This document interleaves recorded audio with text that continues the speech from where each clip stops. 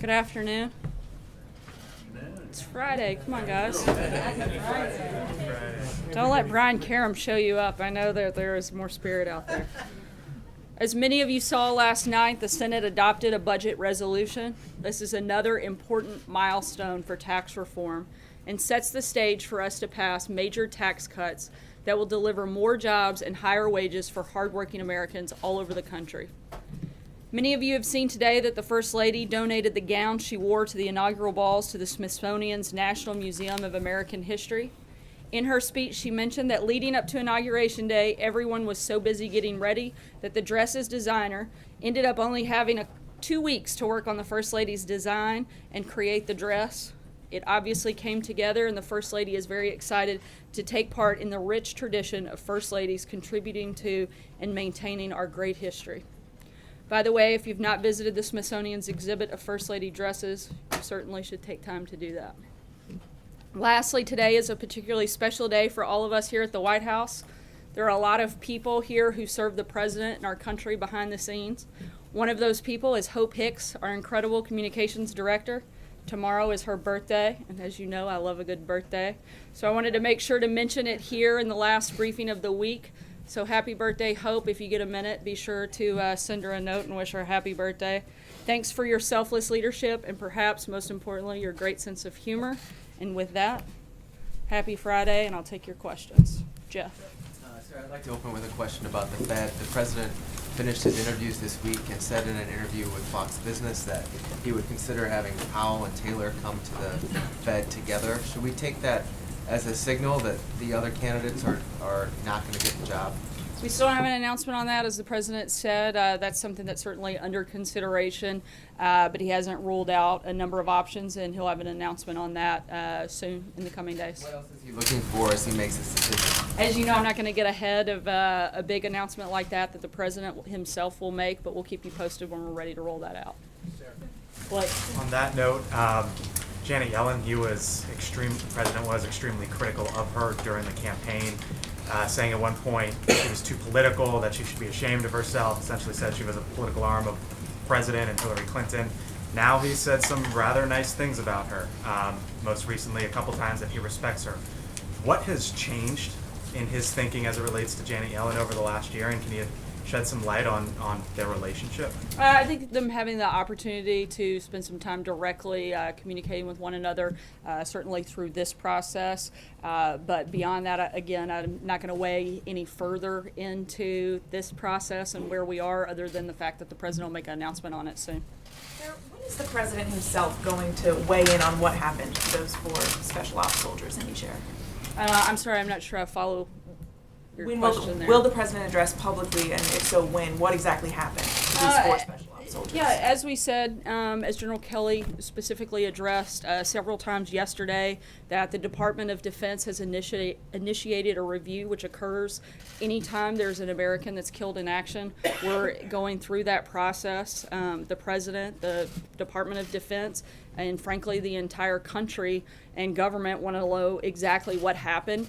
And the President and the nation are grateful for those 4 American heroes, and we won't rest until we get some answers, and that's part of this process, and that's what they'll do. And when the time is appropriate, we'll talk about the details of the investigation.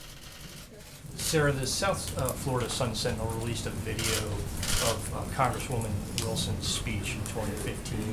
In the speech, it doesn't appear that she referenced funding for the FBI building in South Florida.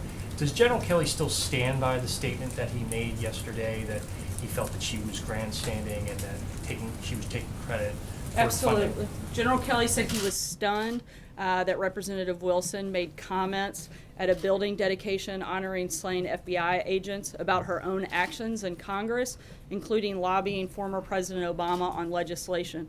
As General Kelly pointed out, if you're able to make a sacred act like honoring American heroes all about yourself, you're an empty barrel. If you don't understand that reference, I'll put it a little more simply. As we say in the South, all hat, no cattle. Well, in fact, have you seen the speech? I have. And then you know that most of it was her effusively praising these FBI agents. And when she was talking about what she did in Congress, she was not talking about securing the $20 million. She was talking about naming the building She for was these also FBI talking about agents, who that- she then went on to effusively praise. She was And that was also- the bulk of the speech. She also mentioned that, and she also had quite a few comments that day that weren't part of that speech and weren't part of that video that were also witnessed by many people that were there. What General Kelly referenced yesterday. Specifically, because if Exactly he's what he going said. to, There was a lot of grandstanding. He was stunned that she had taken that opportunity to make it about herself. can he come out here and talk to us about this at some point? I so think that he's he can addressed get the that facts pretty straight? thoroughly yesterday. No, he was wrong yesterday in talking about getting the money. The money was If you want to secured go after before General she came Kelly, into that's up Congress. to you. But I think that if you want to get into a debate with a 4-star Marine general, I think that's If he'd come out something here and do highly it, inappropriate. that would be wonderful. Go ahead. Thank you, Sarah. When President Trump spoke at the CIA building in January, in front of the stars of 117 CIA agents who had fallen and been killed in the line of duty, he talked about a number of different things, including a lot about himself. He talked about the fake news attacking him. He talked about the MLK bus and the controversy over that. He talked about the crowd size at the That wasn't inaugural- that wasn't an event set to memorialize those individuals. That was a celebration talking about the transfer of power. It's two very different events. If you look at the president's comments at events like the 9/11 ceremony earlier this year, those were very somber. Those were focused specifically on those events. Those are not even apples to apples, so that's not a fair comparison. Jordan? Thank you, Sarah. Putting the Congresswoman aside for a second, I want to focus on what the mother of Sergeant Johnson said. She said that she felt that the president disrespected her in his comments. Now, regardless of the president's intentions, is the president concerned that what he said might have come across as disrespectful, and does he plan to follow up with her and repair that relationship? Certainly, if the spirit of which those comments were intended were misunderstood, that's very unfortunate. But as the president has said, as General Kelly said, who I think has a very deep understanding of what that individual would be going through, his comments were very sympathetic, very respectful, and that was the spirit in which the president intended them. If they were taken any other way, that's certainly an unfortunate thing. John? Thanks a lot, Sarah. The 43rd President of the United States, President George W. Bush, made some comments up in New York City yesterday, and I'd like you, if you could, just to address some comments that he made just concerning the issue of Russia, specifically Russian influence in the United States. He said the Russian government has made a project of turning Americans against each other, and he also said that Russian interference will not be successful. Foreign aggressions, including cyber attacks, disinformation, and financial influence, should never be downplayed or tolerated. Do you agree with those sentiments expressed by the former Do we president? agree that Russian interference shouldn't be tolerated? Absolutely. And we've said that many times before, and certainly would argue that that has been repeated. I know I've said it at least a dozen times from this podium. And I just want to follow up with a question I've asked you a few times, most recently in July. It relates to our relationship with Russia, and I've never gotten an answer for you on that. Does the President Trump, view Russia as an ally, a partner, or an adversary? And as I've said before, I think a lot of that depends on Russia and what type of relationship they want to have and whether or not they want to be a good actor or a bad actor. And we're going to continue trying to work with them on certain things that are very important, particularly for national security, on things like Syria, on things like North Korea. We'd like to be able to work with them to confront some of those threats. And so some of that will be determined by the actions that Russia takes and how they want to be perceived. Matthew. Thanks. I also have a question about that George W. Bush speech, but first, just to clarify, are you saying the White House is no longer saying that the Congresswoman talked about the funding? She just talked about legislation in general?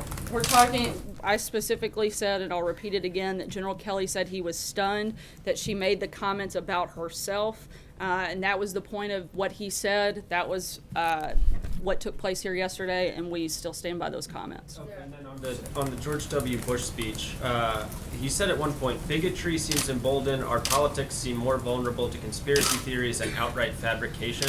Does President Trump agree with this assessment? And if so, what does he see as his role in addressing that?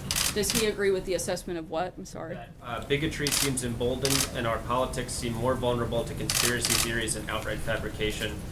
Those were former President Bush's words. I think if anybody is pushing a lot of fabricated things right now, I think most of that would be coming from the news media, and we would certainly agree with that sentiment.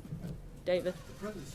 What about the bigotry? I'm sorry, I've called on David. The President signed an executive order today. Basically, what it appears to do is it allows the Pentagon to recall retired officers into duty under the 9/11 authority that he has. What's the reason for this executive order? I don't have anything further on that, and I'll have to get back to you, David. Sarah? General Kelly was obviously very upset that this has now become a political conversation, the president's call with the widow, and I think more broadly the fallout of the soldiers that were killed in Niger. So why did he feel like it was appropriate to come out here to call a congresswoman an empty barrel rather than calling her privately like he's done with other members of Congress who've been critical of the president? And why did President Trump feel the need to take that even further today and tweet about her?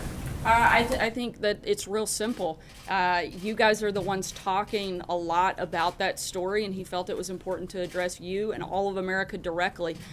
This story has been given an enormous amount of coverage over the last 48 hours, and he thought it was important that people got a full and accurate picture of what took place, and that was a personal decision that he made, that he wanted to come out and frankly not just share with you, but like he said, share with all of America and make an appeal to America to go back to kind of honoring that sacred code of Gold Star families.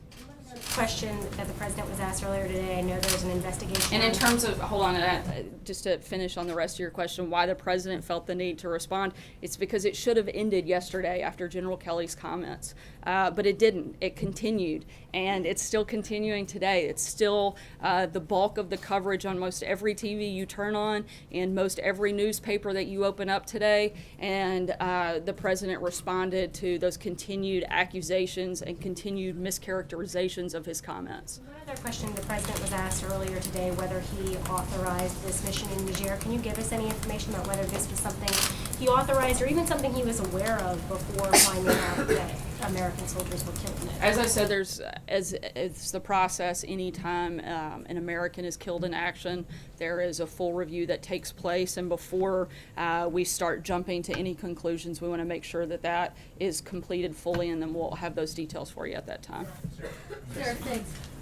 On Niger, a senior congressional aide who was briefed on the matter said that there is an indication that there was a massive intelligence failure. Is that the assessment of the White House? Once again, as I just told Sarah, we're going to wait until that review is complete by the Department of Defense, and we'll answer those questions at that time. Sarah, Olivia. one more question, Sarah. Sorry, Laura I'm Trump. gonna try Laura to Trump work my said she way saw a around. transcript of the phone call. Can you just answer that question, Did the Sarah? president authorize explicitly the operation in Niger, or was that delegated down in the DoD? Again, I'm not going to get into any of the details at this point. You may be able to talk with those at the Department of Defense, and they can answer anything further. But where we are in the process until the review is complete, we're not going to weigh in any further. Kelly? The Senate Foreign Relations Committee is going to take Sorry, up... I'm going to try to get to everybody. Kelly, go ahead. Given all of the reaction to the content of the president's phone call, does President Trump intend to make phone calls to families of the fallen in the future should other Americans die while he is commander-in-chief? I think we're hoping and praying that those phone calls don't have to take place, and so that's where we are right now. The Los Angeles Times has reported, we reported that the military operating in Niger had requested additional overwatch capacity and medical response assistance in the months leading up to this ambush on October 4th. Is the president satisfied that that Special Forces unit, when it went out there that day, had all the resources that it needed to operate there? As I've said several times here today, and will continue until that review is complete, I'm not going to get into the details until that is finalized. I think too often in cases like that, we have jumped to conclusions and tried to make determinations before all of the details are known. We want to make sure that that process is complete before we weigh in. John Gizzi. Thank you, Sarah. And have to keep it to one question today? Yes, sir. All right. Even you, John. I know it'll be tough. I obey. Wow, if only I had that kind of power over anybody else, including my kids, that would be great. Reluctantly. Several London publications have said that the president's visit to London, when and if the details work out, will be a working visit with Prime Minister May and not an official state visit, which means he will not be received by the Queen at Buckingham Palace. What will be the nature of his visit to London and to Prime Minister May, a working visit or a state visit? That still hasn't been determined. We're still going back and forth with our allies there, and once we have those travel details outlined and determined, we'll certainly let you know. But they've made the invitation for the president to come. We've accepted, and we're working out the logistics. We anticipate that it'll be sometime next year, but at this point, there's no other details beyond Downing that. Street has made the invitation.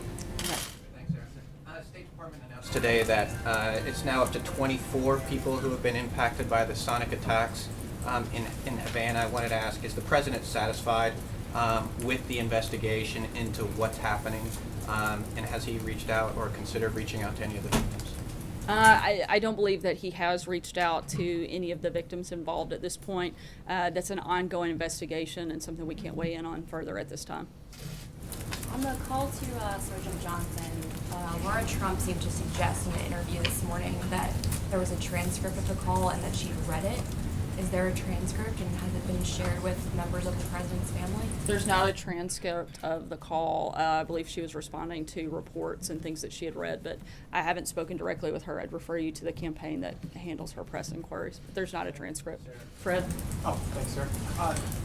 Senator John Cornyn confirmed today that he is blocking the nomination to OMB for Russ Vought to try to get more relief funds for Texas after Hurricane Harvey. Does that come as a surprise or disappointment to the White House that the number 2 Republican would be blocking a nominee?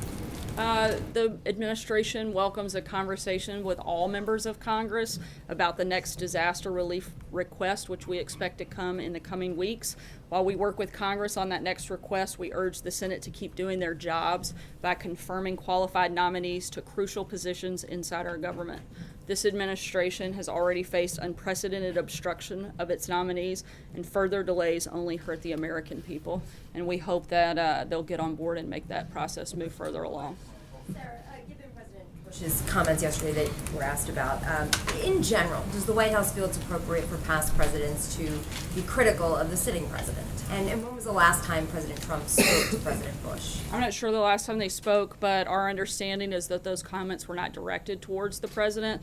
And in fact, when these two individuals, both past presidents, have criticized the president, they've done so by name, and very rarely do it without being pretty direct, as both of them tend to be. So we'll take them at their word that these actions and comments weren't directed towards the president.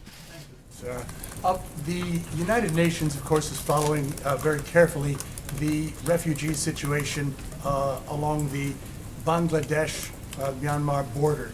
And President Trump today met with the UN Secretary General.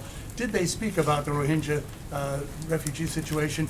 Was the president asked for any further help? What was the tenor of their conversation?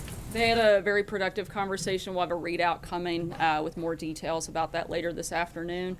And we'll be around the rest of today to answer questions.